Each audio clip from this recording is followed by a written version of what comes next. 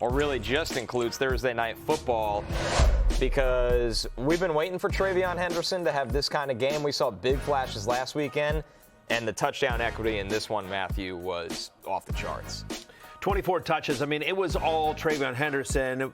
Again, reminded me of Jahmyr Gibbs' rookie year, where they didn't want to give him a big workload, but then Dave Montgomery goes down with an injury, they're forced to, and so TreVeyon Henderson responds with a 3-touchdown night. TreVeyon Henderson obviously drinks for free, or is it TreVeyon or is it Trace Vion? See what I did there? Yeah, it didn't really land in the group chat or the tweet. I disagree. But people you can like try the it again here. Yeah. It sucks. Whenever you can run back a 4 out of 10, you have to run back a 4 out of 10. Let's put that in the bin and start again. It's no good. Screw you guys. I like that one. Either way, the other thing I liked was TreVeyon Henderson getting in the end zone, not once, not twice, but 3 different times. Over the past 2 games, he's had 60 combined fantasy points, 5 touchdowns in the last 2 weeks. And 70% of the Patriots' team rush attempts, both were season highs. Also nice to see, Connor, 15% target share. They started using him in the passing game, which for the longest time they never did. Right. And we didn't get it. And that was one of the things we were most excited about with him when you go back to his college tape and his skill set and his ability in space. So just so many positive things with TreVeyon Henderson here. You just hope that these flashes of talent, not even flashes, consistency of talent now, that when Ramondre Stevenson is back, the staff is like, this backfield runs through TreVeyon Henderson. He plays next week, Matthew. Who's that? Cincinnati Bengals. Trevor Nessie, minus 400 yards. Yeah, right. Yeah, rocket ship emoji, Yeah. If they give him the ball. Season, S-E-N. They give him the ball because I think Ramondre logged to practices. Like, Ramondre's coming back. He was limited this week, and then they ruled him out, but 10 days off. He's probably going to be back. Yeah, it's a good call, Jay. Yeah, sure. I mean, and honestly, it's a pretty nice schedule, right? So at the Bengals, then home to the Giants. They get a bye in Week 14, but then it gets a little tougher in the fantasy playoffs. Home to the Bills, at the Ravens, at the Jets in Week 17. You can certainly see TreVeyon Henderson deciding some fantasy championships Week 17 at MetLife Stadium. Now, a lot of people have said, and this is including one regular, I have to shout this out, saying we owe Cameron an apology. For people that watched yesterday's show, young man, I think he's, young man. Cameron said, if you see it there on your screen, Cameron said, hey guys, need to sit 1 RB in half-point PPR, Genty, James Cook, Rico Dowdle, TreVeyon Henderson. And we did choose, so Jake Chavez says, you guys owe Cameron an apology today because me, Jay, and Lawrence all agreed TreVeyon Henderson was the guy that you should sit because we were uncertain about the workload. The truth of the matter is that TreVeyon Henderson, for all of his touchdown theatrics last night, averaged 3.3 yards per carry. Yeah. Lawrence, in the group chat, would like you to know, Jake, he's not apologizing for anything. No. He said he gave it his best. He said he gave it his best. He left it all on the field. It is what it is. Lawrence is going to watch the tape. He'll learn from it. He'll get better next week. There's 3 things. One, Jake Chavez. Why do you have Cameron's back? Why are you riding with Cameron? Maybe he really was Cameron. Yeah, maybe he was Cameron. That's Cameron's burner. Yeah. Yes. Yeah. Secondly, we don't know that Rico and Cook and Co. won't outperform TreVeyon Henderson, so we don't know it. Yeah. But the odds, the statistics, not confirmed yet. And then thirdly, we can only make decisions on the information available at the time. I would make the same decision yesterday. I'm happy with that, even if it's going to probably be proven to be wrong. But I will just say this. This is going to sound defensive, and I don't mean it to sound defensive.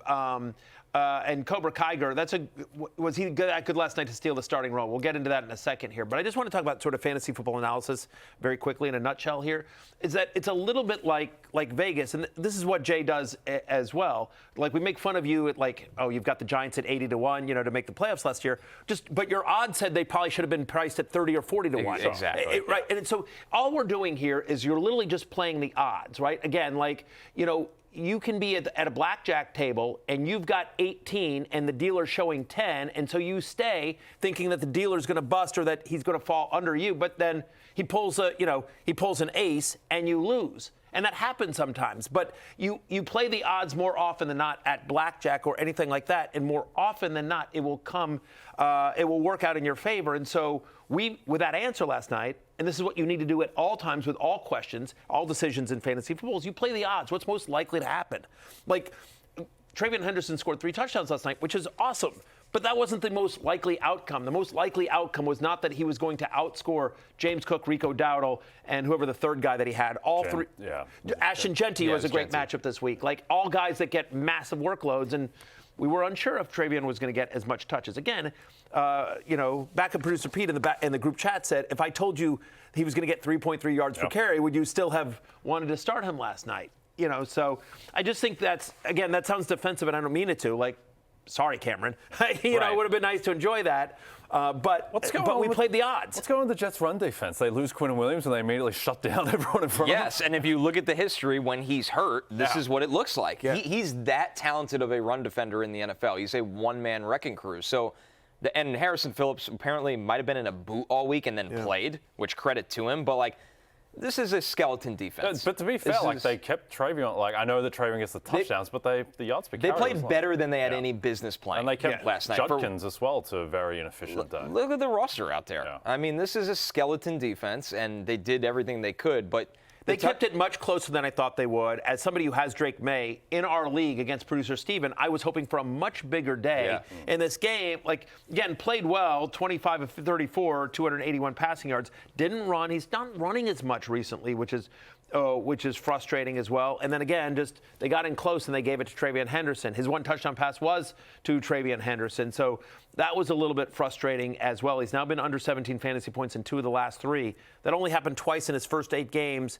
Any concerns on Drake May, or just it is what it is? I don't think so. He hasn't had to throw much. They just lead in all these games. They've had a really easy schedule, and he's really good, and the team's really good. And so I don't think we're necessarily going to see the Drake May explosion games until, I believe it's week 15 and 16 against Buffalo and Baltimore back-to-back. And those are going to be epic games. Yeah. Like Drake May against Josh Allen and Lamar Jackson back-to-back. Those might be the explosion-type games. The one thing that I think really bodes well for Drake May, though, Connor, is that Stephon Diggs is looking the best that he has in a couple of years. He's got 19 targets the past 2 weeks, and he was just doing whatever he wanted last night. It was his 5th straight double-digit fantasy performance, where now you're getting so much consistency from Stephon Diggs, even without the touchdowns. Obviously, the 3 middle games amongst these 5, he caught a touchdown, but the target share and the yardage is big enough that it doesn't even matter in that regard. So he's just... And I know he had at least the one drop, and, it could have been an even bigger night. Yeah, that was a 3rd and long that he should have caught, for sure. So Diggs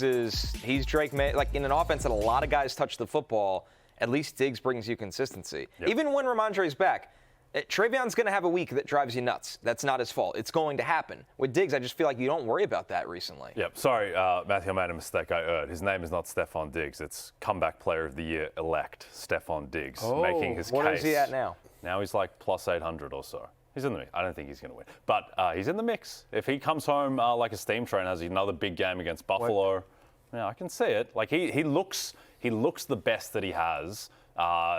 Much better than last year, better than the year before in Buffalo as well, where he had a strange year. I think this is the best he's looked since 2022. And he's looked better even recently. Last 3 weeks, 10.9 average depth of target compared with, just 7.7 in the first game. They're starting to, I think Drake May is starting to throw deep more. They're trying to take more shots. He's stretching the field more. Diggs feels to be all the way back. Hey, it's Matthew Berry from NBCSports.com and Rotoworld.com, and I want to thank you so much for watching whatever it is you just watched, or if nothing else, being too lazy to click out of the autoplay after this video started, after whatever it is you actually wanted to watch finished. But now that you're here, I'd like to take a moment here to ask you respectfully now, okay? I'm asking you respectfully to subscribe to the NFL on NBC YouTube channel. You'll get the latest Rotoworld fantasy news headlines, all sorts of great shows, including my own Fantasy Football Happy Hour. So go subscribe now. Again, I'm asking respectfully.